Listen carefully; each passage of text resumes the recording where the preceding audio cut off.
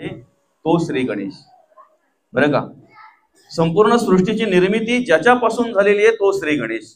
पूर्वी काहीही नव्हतं ना, काहीही नव्हतं त्या वेळेला जे होतं तो श्री गणेश. पंचभूतांची निर्मिती त्याच्यापासून झालेली आहे. 84 लक्ष जीवयोनीची निर्मिती करणारा तो आहे. चारी खाणी निर्माण करणारा तो आहे. सृष्टीमध्ये जे जे काही तुम्हा आम्हाला दिसतंय ते ज्याच्यामुळे दिसतंय ना तो श्री गणेश आहे. तो कसा आहे? आकार तो ब्रह्मा, उकार तो विष्णू, मकार महेशू जाणीला. बरं का, असा श्री गणेश कुठे आहे? जो बाहेर आहे तोच आमच्या आत आहे, आणि जो आत आहे तो घरात आहे. बरं का, जो घरात आहे तोच आत आहे, आणि जो घरात आत आहे तोच संपूर्ण सृष्टीमध्ये आहे. त्याच्यामध्ये वेगळं पण नाही, फक्त आमच्या दृष्टीने वेगळं दिसतंय.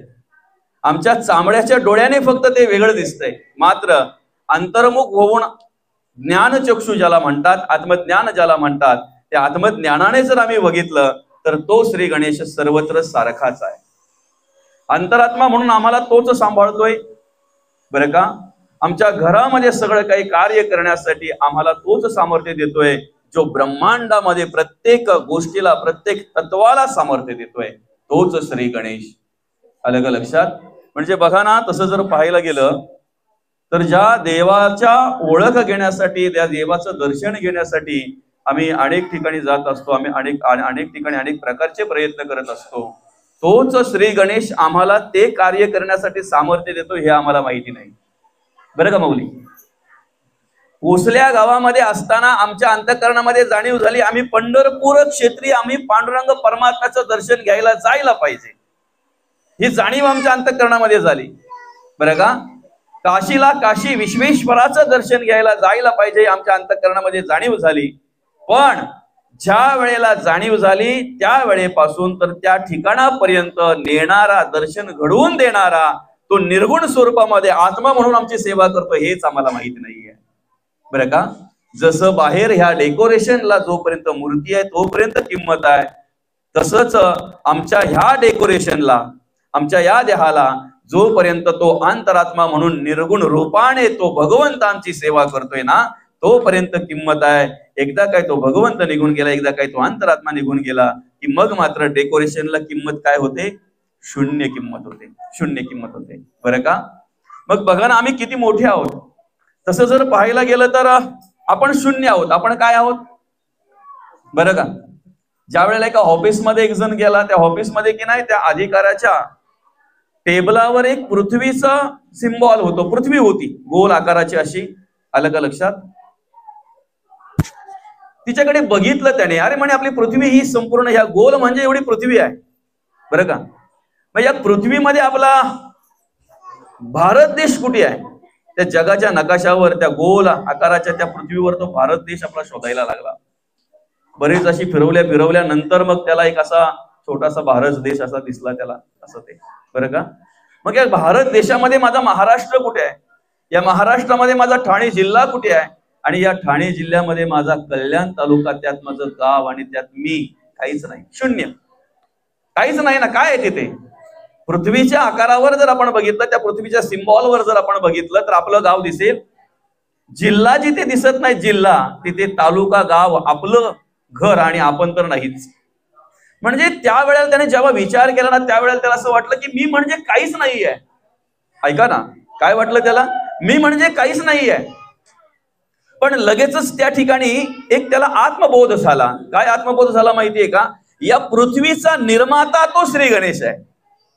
बरोबर आहे? ती पृथ्वी एवढी मोठी आहे की नाही, त्या पृथ्वीचा निर्माता कोण आहे? तो श्री गणेश आहे, तो पांडुरंग परमात्मा आहे, तो देव आहे, ते ब्रह्म आहे. आणि जर ते ब्रह्म आहे, त्याने जर ह्या सगळ्या सृष्टीची निर्मिती केलेली आहे, या संपूर्ण चराचराची निर्मिती केलेली आहे, संपूर्ण जगाची निर्मिती केलेली आहे, जर ते ब्रह्म आहे, जर तो गणेश आहे, जर तो पांडुरंग परमात्मा आहे, जर तो देव आहे, आणि तो देव जर माझ्या अंतरी राहून आत्मा म्हणून जर माझी सेवा करत असेल तर मी किती मोठा आहे. समजतंय ना? जगाचा निर्माता जर माझ्या अंतरी राहून आत्मा म्हणून जर मला सांभाळत असेल, मला जर सामर्थ्य देत असेल तर मी किती विशाल आहे, मी किती मोठा आहे. बरं का, फक्त शोधता आलं पाहिजे, आत्मज्ञानाने ते पाहता आलं पाहिजे. काय म्हणतात माऊली? ह्या ग्रंथाची सुरुवात करतानाच माऊलींनी ओम या शब्दापासून केलेली आहे. ज्ञानेश्वरीची रचना करताना पहिला शब्द काय? ओम. ओम म्हणजे ज्याला आकार आहे, उकार आहे, मकार आहे आणि अर्ध मात्र आहे तो ओम. आता त्याची ओळख करून दिलेली आहे, ओंकार प्रधान रूप गणेशाचे. हे तिन्ही देवांचे जन्मस्थान. म्हणजे उत्पत्ती करण्याचं काम कोणी केले? ब्रह्मदेवाने. प्रतिपालन करण्याचं काम कोण करतोय? भगवान विष्णू. आणि संहार करण्याचं काम कोण करतोय? महेश, भगवान शंकर. या तिन्ही देवांची उत्पत्ती, हे तिन्ही देवांचे जन्मस्थान. गणपती बऱ्याच प्रकारचा आहे. आपण ज्या दृष्टीने पाहू ना त्या दृष्टीने आपल्याला दिसतोय. बरोबर आहे की नाही? आता हे एक तत्व असं झालं की संपूर्ण सृष्टीचा निर्माता तो आहे, संपूर्ण सृष्टीला निर्माण करणारा तो आहे, संपूर्ण सृष्टीच्या आधी तो आहे. झालं. आपण शिव महापुराण ऐकत असताना मामा त्याच्यामध्ये आपल्याला एक कथा आली, गोष्ट आली. काय? पार्वतीच्या मलापासून निर्माण केलेला गणपती. मौलिया काय कथा ऐकायला मिळाली? पार्वतीच्या मलापासून निर्माण केलेला गणपती. ती कथा आपण ऐकली, बघितली सुद्धा, अलग लक्षात वाचली, ऐकली आपण. की द्वारपाल म्हणून त्याला उभं केलं त्या ठिकाणी. का तर बाबा मी आता आंघोळीला जाते किंवा मी आतमध्ये आहे, कोणाला येऊ देऊ नको. शिवाचे गण आल्यानंतर ते जेव्हा जायला लागले तेव्हा त्याने अडवलं, नाही येऊ दिलं. बरेच कोण कोण कोण कोण त्या ठिकाणी यायला लागलं, अडवलं त्यांना. पण नुसतं अडवलं नाही, ज्या वेळेला प्रसंग आला त्यावेळेला त्या शिवाच्या गणांना मारलं सुद्धा त्याने. पण हे माहिती झालं कोणाला? महादेवाला. अलग लक्षात, महादेवाला माहिती झालं. आणि महादेवांना माहिती झाल्यानंतर महादेवांनी अजून बलाढ्य गण आहेत त्यांना पाठवलं. हे ते 2-4 जण जाऊन त्यांना हरवले ना, तुम्ही 10-12 जण जा चला आणि बलाढ्य जा. आणि त्या पद्धतीने मग बलाढ्य गण पाठवल्यानंतरही त्यांना ज्या वेळेला हरवलं त्यावेळेला महादेव स्वतः आले. महादेवांना अडवणारा कोण आहे असा विचार त्यांनी स्वतः केला. रे मला अडवणारा? माझी ओळख नाही, माझी जाणीव नाही, कोण आहे हा? बरं आहे कोणाच्या? माझ्याच दरवाजामध्ये.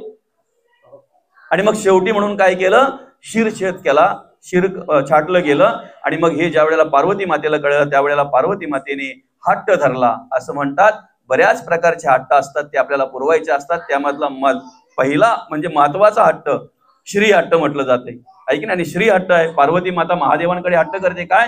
मला माझा मुलगा पाहिजे. अरे पण मला माहिती नाही ना, मला पाहिजे. मग तेव्हा त्या गणांना सांगितलं, जा अमुक अमुक दिशेने जा, पहिलं जे कोणी दिसेल त्याचा शिरछेद करून त्याचा शिर घेऊन या. आणि हत्ती दिसला म्हणून हत्ती चालवलं. ऐका ना, एक गणेश, ज्या गणेशापासून संपूर्ण सृष्टीची निर्मिती झाली. काय म्हणतात जगद्गुरु तुकोबा? आकार तो ब्रह्मा, उकार तो विष्णू, मकार महेशू जाणीला, ऐसे तिन्ही देव जेतूनी उत्पन्न. तो एक गणेश. मग हा गणेश कुठला बरं? पार्वतीच्या मलापासून निर्माण झालेला. बरं का? त्याच्याही पलीकडे अजून एक आहे जो प्रत्येकाकडे कार्य करतोय, प्रत्येकाकडे कार्य करतोय, जो प्रत्येकाच्या अंतःकरणामध्ये आहे, जो प्रत्येकाच्या आतमध्ये आत्मा म्हणून तुमची आमची सेवा करतोय. रूप जरी वेगळं असलं तरी तो वेगळा नाही आहे, तो एकच आहे, एकच आहे तो. फक्त त्याला जिथे जिथे जसं जसं कार्य करायचं आलं ना तिथे तिथे तिथे तो त्या पद्धतीने रूप घेऊन धारण केलं करून त्या पद्धतीने तो उभा आहे. काय झालं माहितीये का माऊली? रावणाची आई मातीची लिंगाची पूजा करते. हे कोणी बघितलं? रावणाने. बरं का? आता ज्याच्या मनामध्ये अहंकार आहे ना तो कसा सहन करेल? करेल? आपण असताना, आम्ही असताना असं होतंय. ज्याच्या मनामध्ये अहंकार आहे तो नाही सहन करत. आणि त्याच पद्धतीने झालं. काय म्हणतोय रावण? दशग्रंथी ब्राह्मणाची आई असताना ग माझी आई आहेस तू, मी कोण आहे? आणि तू मातीच्या लिंगाची पूजा करते. कैलासा सकट त्याला घेऊन येतोय. कोणाला? महादेवाला. काय म्हणतोय रावण? आता हे बोलणं अभिमानाचंच आहे ना, अभिमानाचंच आहे का नाही? नम्रतेने जर बोलला असता, काही अगं मातीच्या लिंगाची पूजा करते तू, ठीक आहे मी प्रयत्न करतोय, प्रत्यक्षात लिंग आणण्यासाठी प्रयत्न करतोय, पण नाही, माझी आई असताना तू मातीच्या लिंगाची पूजा करते, मला काही कमी समजलीस? कैलासा सकट त्याला घेऊन येतोय. कोणाला? महादेवांना. लिंग घेऊन येतोय. बरं का? आणि निघाला रावण. निघाल्यानंतर तो जात असताना विचार करत होता काय करावं काय नाही करावं. बरं का? भरपूर बळ होतं त्याच्याकडे, भरपूर बळ होतं. आणि नेमकं त्या बळानेच त्याने काय केलं माहितीये का, त्या कैलास पर्वताला त्याने हात घातला.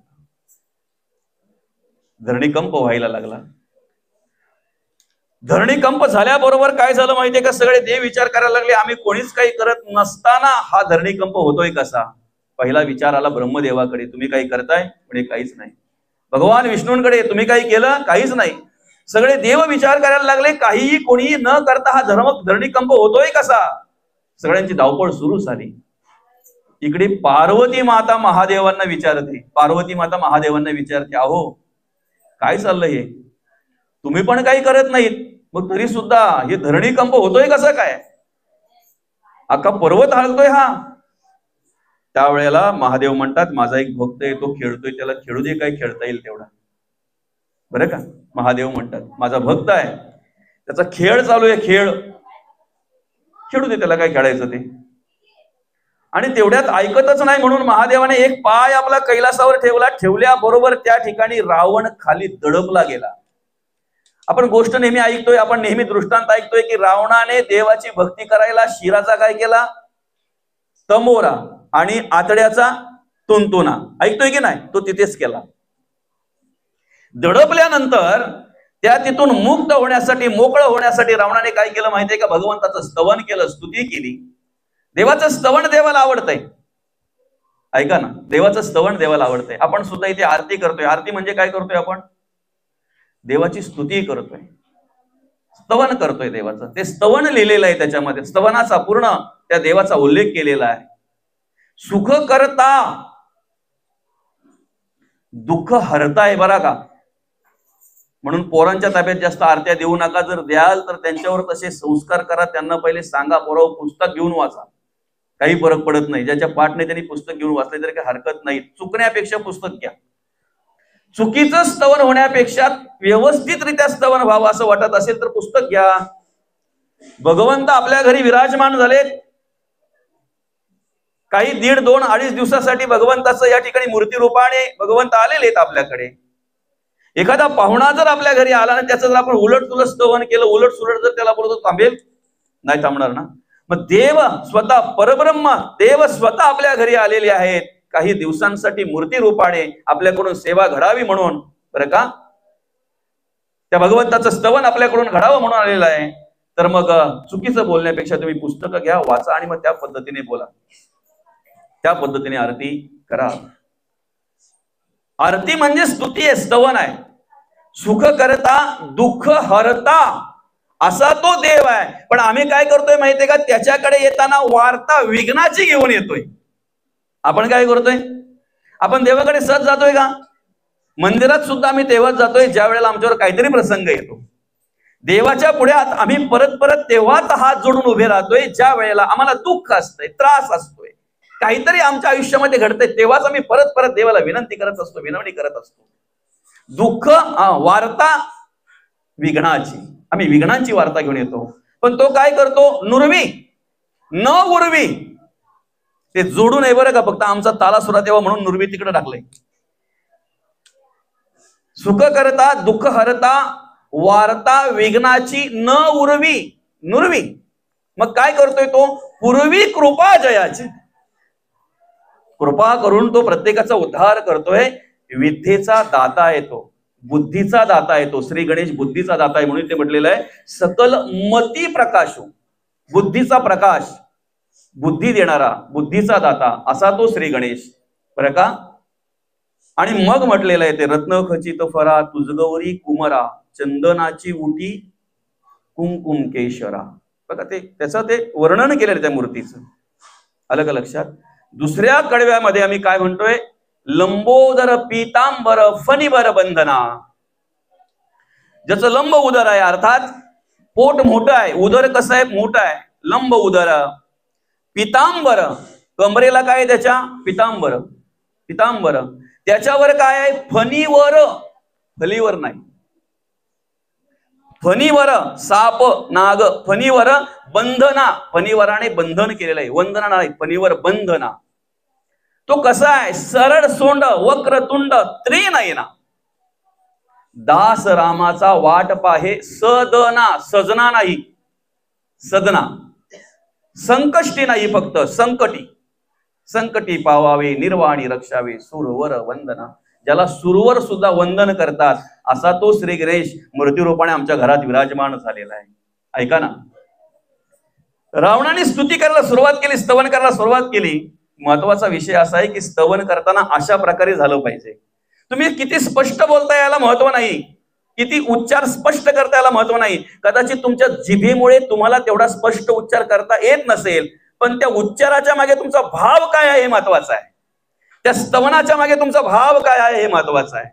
आणि म्हणून जेणेकरून तरी भगवंताचं स्तवन करत असताना आपल्याला आत्मिक समाधान होईल अशा प्रकारे स्तवन करा, बरं का. नसेल येत ना तर पुस्तक घ्या, वाचा, काही फरक पडत नाही. हरिपाठ येत नसेल ना, पुस्तक ठेवा ना पुढे, हरिपाठाचं पुस्तक ठेवा, वाचून म्हणा. इकडचा कडवा तिकडे होण्यापेक्षा, तिकडची ओवी इकडे, तिकडची ओळ इकडे होण्यापेक्षा वाचून म्हणा. आलं का लक्षात? आणि म्हणून कालच एक काय झालं माहितीये का मामा, आता तुम्हाला तर माहिती आहे की मी अगदी 11-11:30 वाजल्यापासूनच घराच्या बाहेर पडलो होतो गणपती स्थापनेसाठी, बरं का. त्याच्या आधी एक नडगावला प्रवचन करू आलो महाराजांकडे, लोणी महाराजांकडे. घरी आलो, फक्त स्नान केलं, आंघोळ केली, कपडे चेंज करून निघालो. आता सकाळी 11-11:30 पर्यंत, म्हणजे आपल्या स्थापनेपर्यंत तुम्ही बघितलं माझी काय अवस्था झाली होती, बरं का. आणि बसायचं नाही ना, उभ्या राहूनच का नाही, त्यामुळे माणूस थकतो थोडा. आता भगवंताचं सामर्थ्य, पांडुरंग परमात्म्याचं सामर्थ्य, तुमच्या सगळ्यांचा आशीर्वाद आहे, त्यामुळे चाललंय सगळं काही, बरं. पण मग मध्ये एकदा काय झालं माहितीये का, मला असं वाटलं आपण जरा बसावं खुर्ची घेऊन. आता बसावं म्हणजे बसायची वेळ आपल्याला कधी, जर आरती चालू असेल तर बाबा ठीक आहे तुम्ही आरती करा, मी बसतो एकाच ठिकाणी, बरं का. 10 ते 12 ठिकाणी जिथे आपण पांडुरंग परमात्म्याच्या कृपेने गेलो, गणेशाच्या कृपेने गेलो, त्या ठिकाणी फक्त एकाच ठिकाणी असं झालं की मी असा खुर्चीमध्ये बसलो आणि त्या पोरांना म्हटलं, पोरं तुम्ही आहेत, हुशार आहेत, सुशिक्षित आहेत, तुम्ही आरती म्हणाल, बरं का. तो चालेल म्हटलं. नसेल म्हणता येत किंवा नसेल पाठ तर पुस्तक घ्या, पुस्तकात वाचून बोला.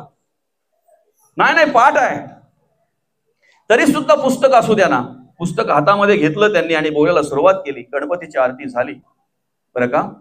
महादेवाच्या आरतीला सुरुवात केली. बरं, बोलताना पण आम्ही किती कॉन्फिडन्स, किती आत्मविश्वासाने बोलतोय, पुस्तक पुढं असताना सुद्धा. आलं का लक्षात?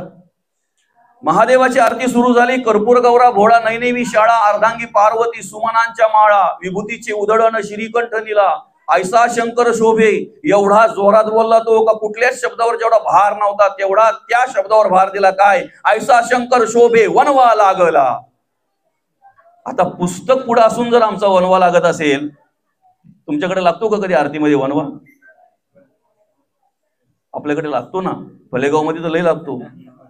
फक्त म्हणजे आपण कोणाच्या काय गावाच्या बद्दल नाही बोलत, पण हे काय असतं माहितीये का, ज्यांच्यावर आम्ही विश्वास ठेवून आरत्या बोलतोय ना, हा विश्वासघात आहे, बरं का. दिनेश महाराज करतात ना, करतात म्हणजे ते 100% खरं असेल. अरे पण तुम्हाला बुद्धी दिली ना, खरं काय आणि खोटं काय पाहायची, देवाने बुद्धी दिली की नाही, त्या दोन्ही गोष्टी आपण बघितल्या पाहिजेत ना. हे खरं आहे की खोटं आहे बघितलं पाहिजे आपण. ते एवढ्या कॉन्फिडन्स मध्ये, एवढ्या आत्मविश्वासाने बोलला तो वनवा लागला. मी पण ऐकून घेतलं, म्हटलं जाऊ दे चला, बरं का. तेवढं होतंय कुठं नाही होतंय तर पांडुरंग परमात्म्याची आरती घेतली, त्याला बोलतो 2च घे फक्त, त्याला दाखवायचं तुम्हाला येतंय, ठीक आहे हरकत नाही, असू द्या. देवाचं स्तवन आपण केलं पाहिजे, पण वेळेप्रमाणे आपण केलं पाहिजे ना सगळं काही, नाही का. तर ठीक आहे, पांडुरंग परमात्म्याची आरती चालू झाली. दुसरा कडवा आला त्या ठिकाणी. धन्य वेणुनाद अनुक्षेत्र पाळा, सुवर्णाची कमळे. परत वनवा लागला तिथं. आणि मग आरती झाल्यानंतर त्याला जवळ घेतलं. दादा बाबा, तुझ्या पुढे पुस्तक होतं, वाचायचं, बघायचं काय आहे ते. मलाही वाटलं होतं की कदाचित त्या पुस्तकात वनवा लागला लिहिला असेल, म्हणून मी ते पुस्तक जवळ गेलं, बघितलं तर नाही दादा, पहिल्या महादेवाच्या आरतीमध्ये असं आहे, उम्मा वेळाला ऐसा शंकर शोभे उम्मा वेळाला, म्हणजे पार्वतीच्या बाजूला, पार्वतीच्या जोडीला, उमा पार्वतीच्या बाजूला. आणि महादेवाच्या आरतीमध्ये असं आहे, धन्य वेणुनाद अनुक्षेत्रपाळा, सुवर्णाची कमळे, वन माळा गळा, वनातील माळा गळा गळ्यामध्ये, असं येते. असू दे हरकत नाही. आता मलाही लय उशिरा कळलं, मी पण पहिले तसंच बोलायचो ना, पण कळल्यानंतर माणसाने परिवर्तन झालं पाहिजे ना. जे आपणास ठावे ते इतरांचं सांगावे. आलं का लक्षात? कमीत कमी परिवर्तन घडलं पाहिजे. आणि प्रवचन हे परिवर्तनासाठी असतंय, कीर्तन हे परिवर्तनासाठी असतंय. असो, देवाचं स्तवन केल्यानंतर देवाला आवडतंय. बरोबर आहे ना? आता गणपती बाप्पा आपल्या घरात आलेले, आपलं कर्तव्य काय आहे? एक वेळ त्याला पत्ता खेळून नाही जागवलं तरी चालेल, तुम्ही झोपा. तो कधीच तुमच्यावर अवकृपा करणार नाही, कधीच तुमच्यावर कोपणार नाही. मला एक तरी दाखवा असा देव कोपलेला माणूस आहे कोणी? वाईट कर्म करण्यापेक्षा चांगली कर्म करा. खरं तर या ठिकाणी मी या भोईर परिवाराला धन्यता देतो, खऱ्या अर्थाने धन्यता देतो, की आज या ठिकाणी खऱ्या अर्थाने गणेशाचं स्तवन घडावं म्हणून त्यांनी काय केलंय माहितीये का? या ठिकाणी या प्रवचनाचं आयोजन केलंय. बरं का? धर्म कार्य आहे हे, देवाला आवडणारं कार्य आहे. देव घरात आल्यानंतर आपण काय करावं, पांडुरंग परमात्मा तो श्री गणेश घरात आल्यानंतर आम्ही काय करावं याचं एक आदर्शयुक्त उदाहरण म्हणजे आजचं हे भोईर परिवार. दादांनी मला फोन केला, दादांनी सांगितलं महाराज तुमच्या वेळेप्रमाणे वेळ द्या, पण प्रवचन झालं पाहिजे. म्हणजे ही उत्सुकता आहे, ही उत्सुकता आहे. आणि सांगू का, देवाच्या पुढ्यात देवाचं स्तवन करावं ही सुचलेली त्यांना सद्बुद्धी आहे ना, हे संस्कार त्यांच्या आई वडिलांचे आहेत. हे संस्कार आपल्या वरिष्ठांनी दिलेले आहेत, आपल्या आई वडिलांनी केलेले संस्कार आहेत आपल्यावर. नाही तर देवाच्या नावात आज चोरांचा बाजार आम्ही पाहतोय. देव घरा येतोय, ज्या घरात देव येतोय ना त्या घरामध्ये समाधान झालं पाहिजे, सुख वाटलं पाहिजे, आनंद वाटला पाहिजे. जे दर्शनाला येतील त्यांना असं वाटलं पाहिजे रे घरात नाही मंदिरात प्रवेश केलाय आम्ही.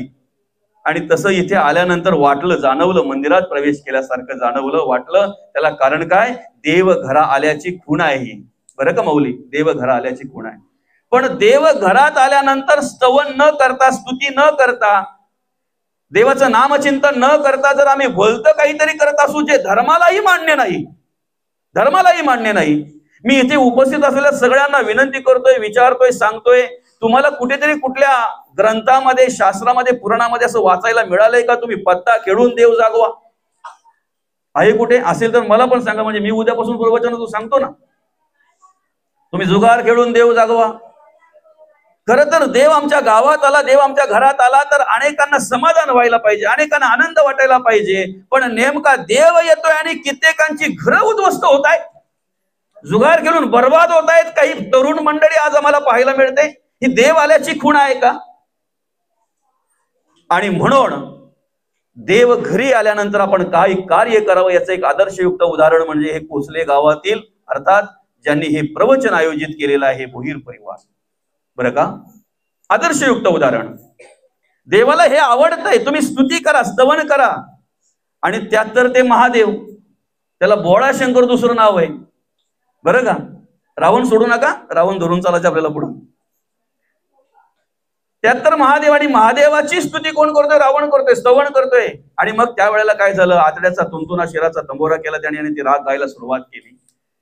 भोळाशंकर म्हणतात, देव सहज प्रसन्न झाले आणि बोलतात, वत्सा माग, तुला काय मागायचं? काय नाही बोलतो, आत्मलिंग घ्यायला आलोय, आईला पूजा करायची, मातीच्या लिंगाची पूजा करते, मला ते पाहिजे. दिलं ना? दिलं.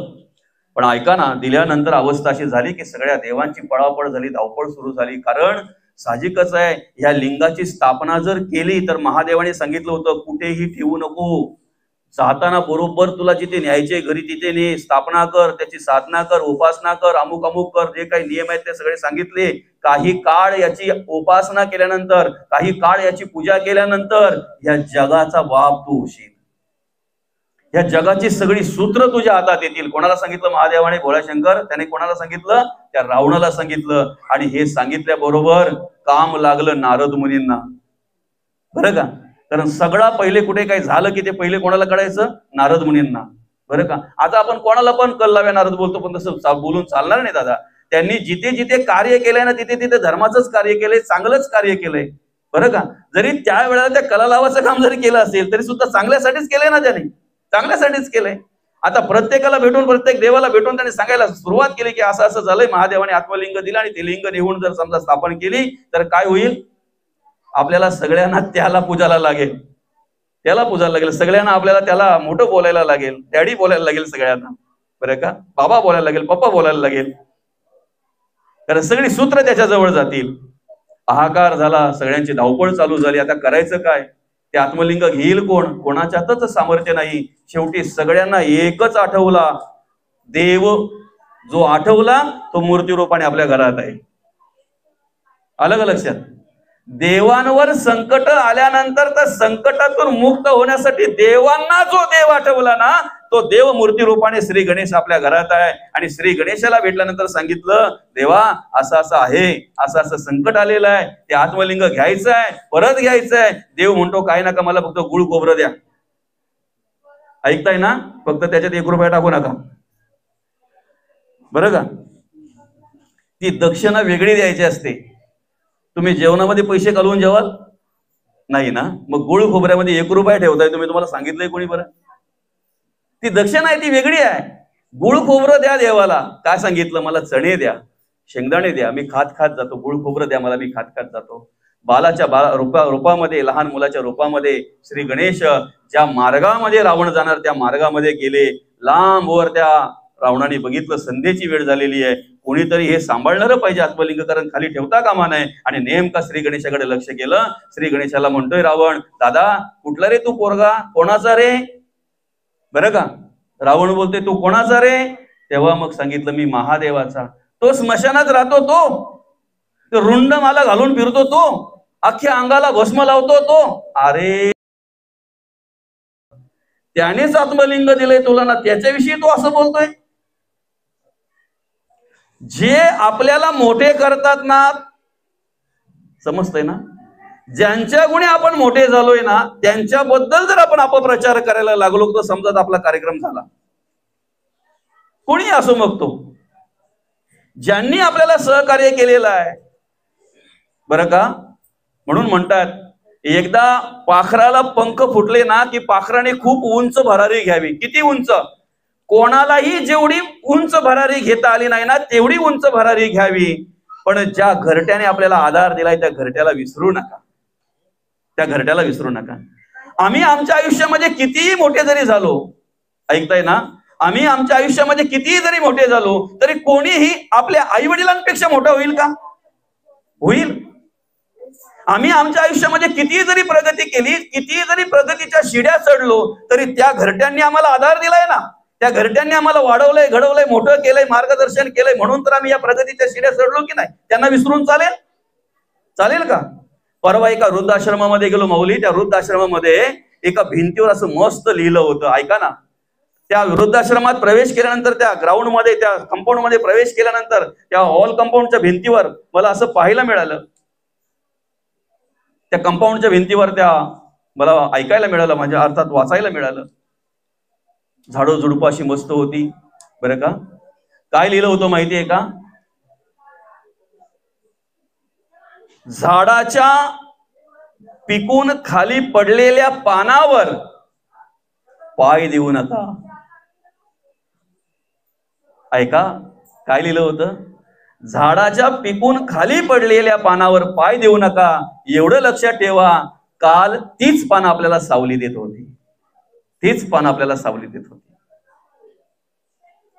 आमच्या घरात सुद्धा काही पिकलेली पानं असतात, वृद्ध अवस्था झालेली असते.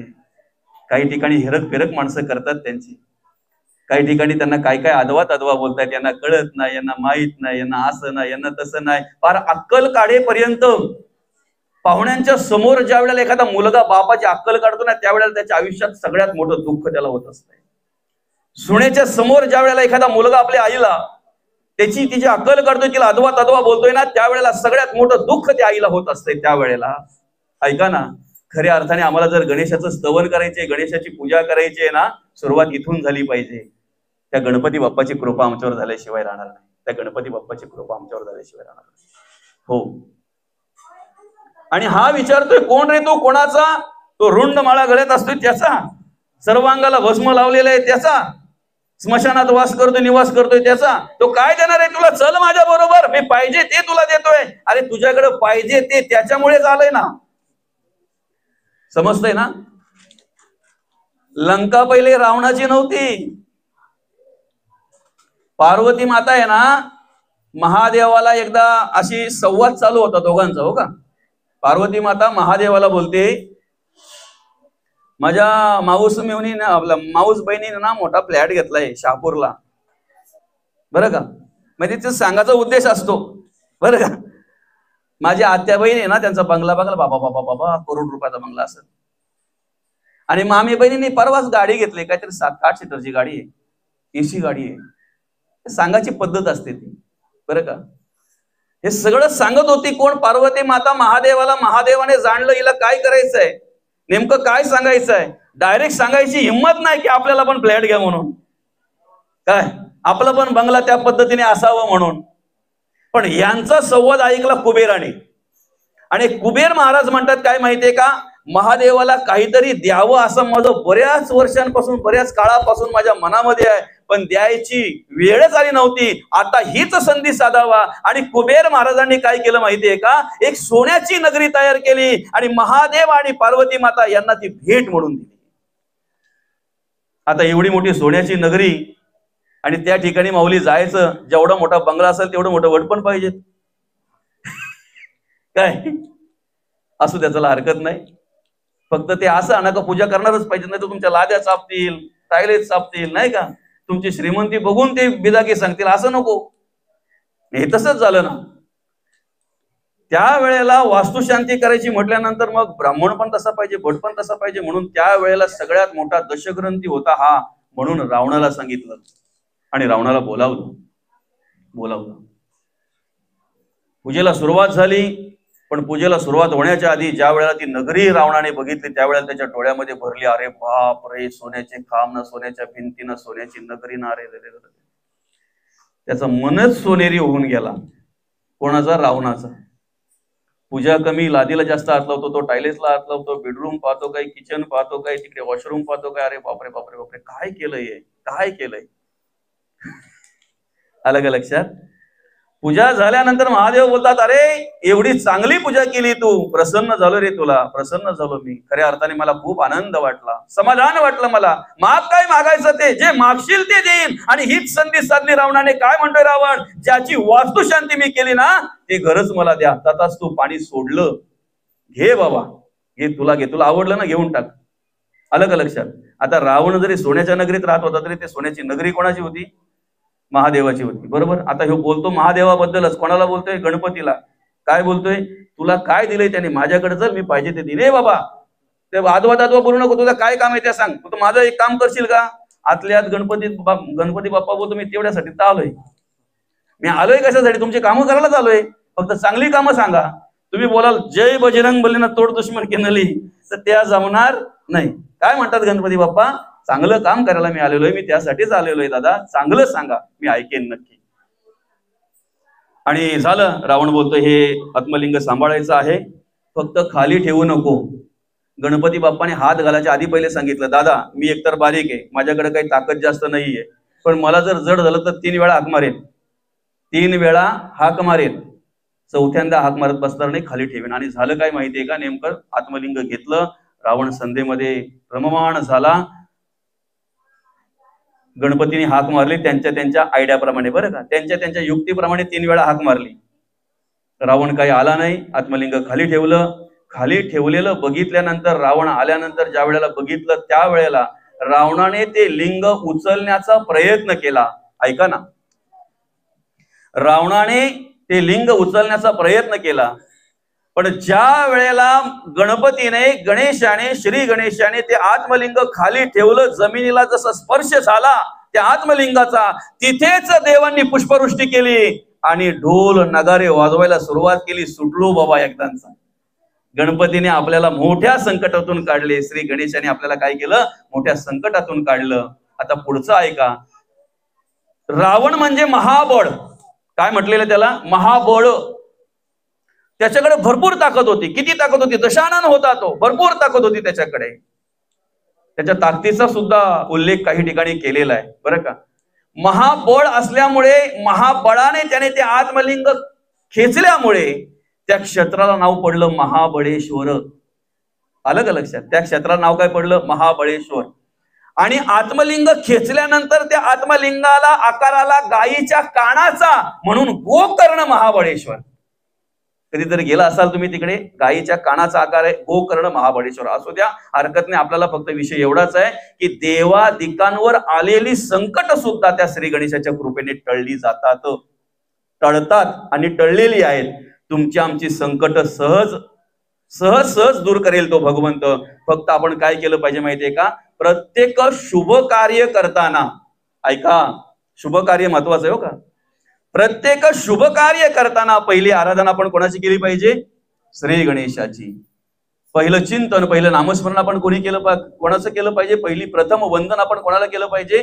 श्री गणेशाला केलं पाहिजे. जो श्री गणेश ओम अर्थात ज्याचं स्तवन या ठिकाणी माऊली पहिल्या ओवीमध्ये पहिल्या शब्दामध्ये करतायत. ओम ओम नमो ज्याध्या वेद प्रतिपाद्या जय जया स्वयं वेद्यात्मरूपा देवा तूची गणेशू. कोण तूची म्हणजे कोण? संपूर्ण सृष्टीला सांभाळणारा तूच आहेस, संपूर्ण सृष्टीला सामर्थ्य देणारा भगवंता तूच आहेस. माझ्या अंतरी सुद्धा राहून अंतरात्मा म्हणून तूच माझी सेवा करतोय आणि माझ्या घरामध्ये सुद्धा समाधानाच्या रूपाने जे सामर्थ्य देवा तू देतोय ना, तो तूच देव आहेस, तूच देव आहेस. देवा तूची गणेशू सकल मती प्रकाशू म्हणे निवृत्ती दासो अवधारा जोची. ऐका ना, ज्या घरामध्ये गणेशाचं आगमन होतंय ना, ते घर किती समाधान वाटतंय बघा. जोपर्यंत आता मूर्ती रूपाने या घरात भगवंत विराजमान आहे ना, तोपर्यंत या घरातलं वातावरण बघा कसं असेल, कसं वातावरण असेल. अगदी मस्त आनंददायी असेल बरं का. हेच वातावरण आमच्या घरात अशाच प्रकारे शेवटपर्यंत राहावं असं जर वाटत असेल तर मूर्तीच्या विसर्जनाच्या वेळेला आम्हालाही बरंच काही विसर्जन करायचं आहे. समजतंय? आता ऐका, ह्या घरामध्ये देव येणार 1 फेब्रुवारी रोजी, म्हणजे काल. मला तरी वाटतं ह्या घरातल्या महिलांची पुरुषांची धावपळ सुरू असेल 1 जानेवारी पासून, बरं का, किंवा त्याच्या आधीपासून पण.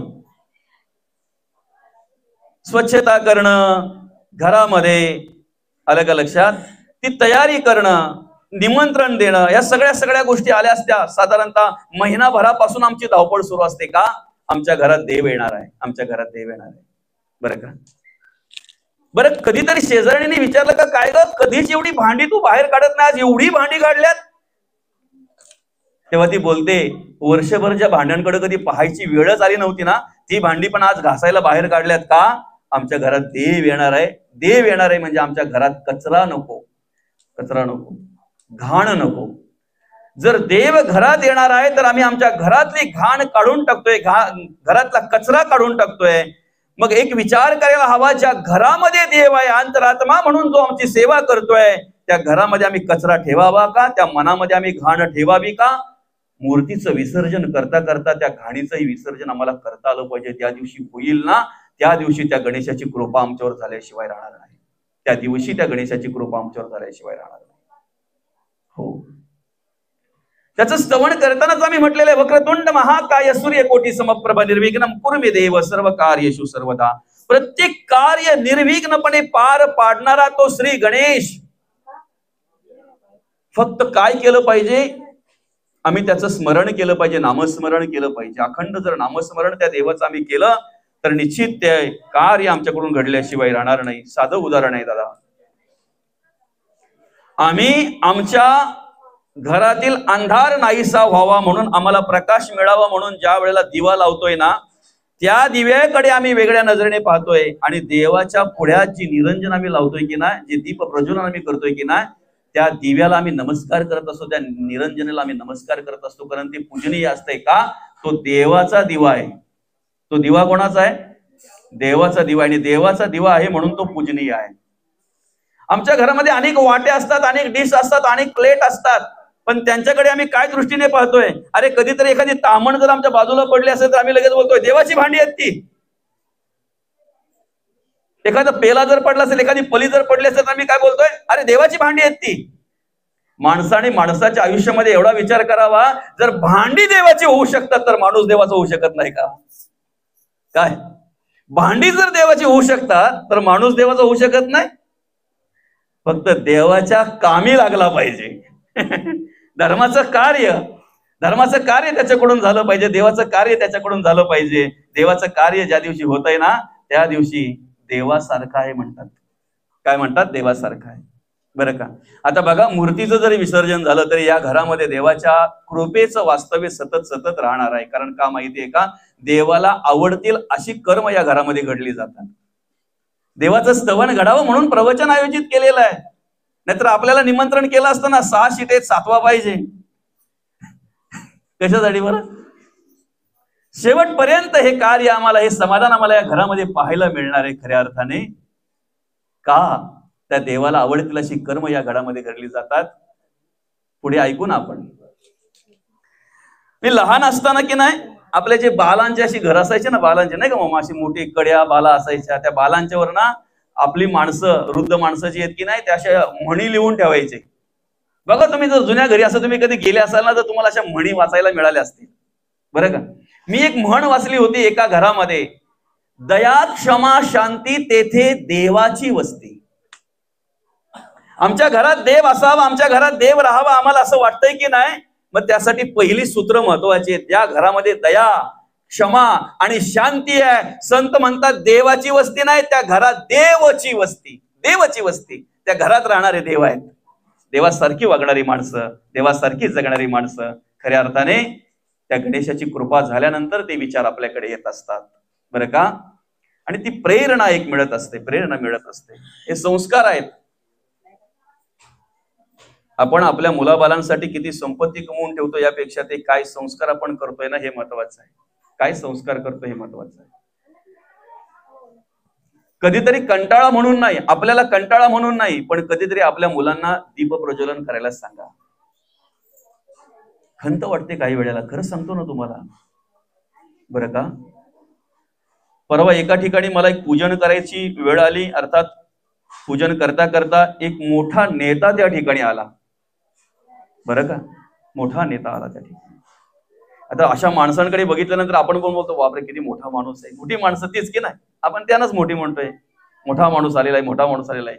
एखादा कार्यक्रम असेल तर पहिले आपण विचारतो कोणी मोठी व्यक्ती येणार आहे का? आता ह्या मोठ्या व्यक्ती, बरोबर का? तर त्याला काय सांगणार आपण, काय शिकवणार? अलग लक्षात. पण त्यांच्याकडून ते दीप प्रज्वलन करायचं होतं, ती अगरबत्ती ओवाळून घ्यायची होती, काही थोडंसं पूजन करायचं होतं, गणेश पूजन. त्यांच्याकडून अगरबत्ती ओवाळायला सांगितली. धूपम दीपम समर्पयामी. ती अगरबत्ती ओवाळताना तो असा ओवाळायला लागला. ऐकताय ना? डावीकडून उजवीकडे पाहिजे, उजवीकडून डावीकडे नको. समजतंय? ही मोठी माणसं ज्यांना अगरबत्ती ओवाळायची अजून माहित नाही. असू द्या. मी म्हटलो काका असं असं अगरबत्ती एकतर अशी ओवाळा किंवा अशी ओवाळा.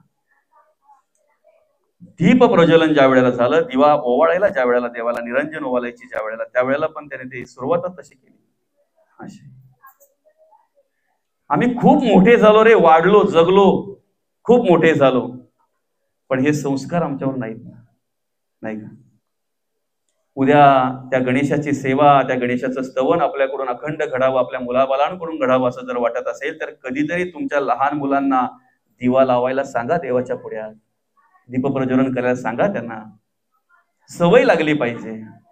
देवाच्या पुढ्यात हात जोडून त्यांना शुभम करोती म्हणायला सांगा. सवय लागली पाहिजे त्यांना. तुमच्या प्रत्येक गोष्टीला जर वाटेकरी ते आहेत तर मग धर्माच्या कार्याला वाटेकरी का नकोत ते? आणि हाच अट्टास आहे संतांचा, हेच कार्य आहे संतांचं खऱ्या अर्थाने. जे समाधान त्यांना प्राप्त झालं, जो आत्मसुख त्यांना प्राप्त झाला, जो परमानंद संतांना प्राप्त झाला, तो तुम्हा आम्हाला व्हावा म्हणून या उद्देशाने संतांनी हे कार्य केलेलं आहे. ते कार्य प्रत्येकापर्यंत पोहोचवण्यासाठी आपण प्रयत्न केला पाहिजे. ते विचार प्रत्येकापर्यंत पोहोचवण्यासाठी आपण प्रयत्न केला पाहिजे. बरं का? आणि हे सहज आपण आयोजित करत नाही ना, हे सहज आपल्याला मिळालेलं नाही ना. जगद्गुरु तुकोबांचं चरित्र वाचा, मग कळेल काय काय सहन केलं जगद्गुरु तुकोबांनी. माऊली ज्ञानोबांचं चरित्र वाचा, मग कळेल तुम्हाला.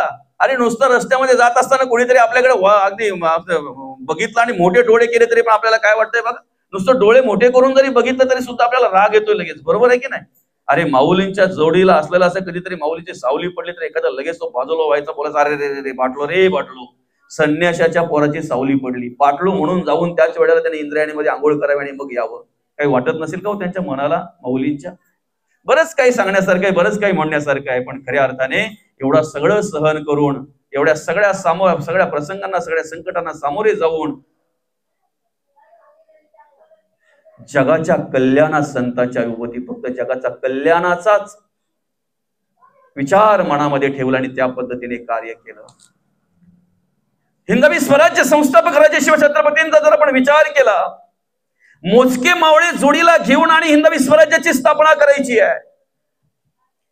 खऱ्या अर्थाने आज आमच्या घरामध्ये या श्री गणेशाच्या मूर्तीची स्थापना करून आम्हाला जो सेवा करण्याचा अधिकार प्राप्त झालेला आहे, जो सेवा करण्याची प्रेरणा जी निर्माण झालेली आहे, ती खऱ्या अर्थाने त्याला कारण म्हणजे संत परंपरा आणि त्याच्याबरोबरच हिंदवी स्वराज्य संस्थापक राजे शिवछत्रपती.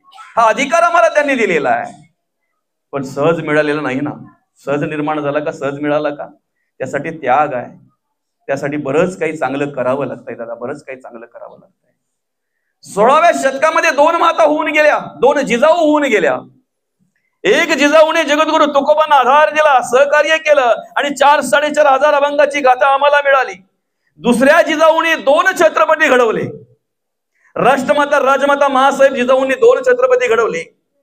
धर्मासाठी कसं जगावं, धर्मासाठी कशा प्रकारे कार्य करावं, धर्म म्हणजे कशाला म्हणतात, धर्म काय आहे आणि खऱ्या अर्थाने धर्मासाठी कसं जगावं, कशा प्रकारे कार्य करावं, याचं आदर्शयुक्त उदाहरण म्हणजे छत्रपती शिवाजी महाराज धर्मासाठी कसं जगावं हे शिकवतात. आणि दुसरं, शंभू राजांचा जर विचार केला तर कितीही प्रसंग आले, कितीही संकट आली, काहीही जरी झालं, काहीही जरी सहन करायला लागलं तरी धर्म सोडू नये, धर्मासाठी कसं मरावं हे धर्मवीर संभाजी राजे आम्हाला शिकवितायत. धर्मवीर संभाजी राजे आम्हाला सांगतायत धर्मासाठी कसं मरावं. आणि म्हणून मूर्ती रूपाने असलेल्या त्या देवाची सेवा, मूर्ती रूपाने असलेल्या त्या देवाची कृपा आमच्यावर नक्कीच होईल, नक्कीच होईल. ज्या वेळेला चालत्या बोलत्या देवांची सेवा आमच्याकडून घडेल ना, त्यावेळेला निश्चित त्या देवाची कृपा आमच्यावर झाल्याशिवाय राहणार. मुलांनी असं जगावं, असं वागावं की त्याचा जगण्या वागण्याचा स्वाभिमान आपल्या आई वडिलांना वाटला पाहिजे. असा छाती टोकून सांगितलं पाहिजे 4 चौघांच्यात असताना, तो मुलगा माझा आहे, ती मुलगी माझी आहे. बरं का? तुमच्याच वयाच्या माझ्या मुली आहेत बेटा, पण ज्या वेळेला घराच्या बाहेर जातात ना, बाहेर पडतात ना, त्यावेळेला बाहेर पडताना त्यांना पहिलंच सांगणं असतं, ताई काही हवं असेल तर मागून घ्या, काही हवं असेल तर सांगा. बाप असा असतो ना ताई, तुमच्या इच्छा अशा अपेक्षा पूर्ण करण्यासाठी आई वडील काहीही करतात, कितीही कष्ट सहन करायला तयार होतात, कितीही, बरं का, कितीही त्रास सहन करायला तयार होतात, स्वतःच्या मौज मजा बाजूला ठेवतात, तुमची इच्छा पूर्ण करतात. तुला नवीन कपडे पाहिजेत का? तुला नवीन ड्रेस पाहिजे का? तुला शाळेमध्ये फीस भरायची आहे का? स्वतःच्या पोटाला चिमटा घेतील पण मुलांच्या इच्छा अपेक्षा पूर्ण करतील. घराच्या बाहेर पाऊल टाकल्यानंतर असं वागा, असं जगा, तुमच्या जगण्या वागण्याचा स्वाभिमान तुमच्या आई वडिलांना वाटला पाहिजे. असं जगा, असं वागा. ही खरी देवाची पूजा आहे दादा, ही खरी देवाची पूजा आहे, ही खरा परमार्थ आहे, यालाच भक्ती म्हणतात. बरं का?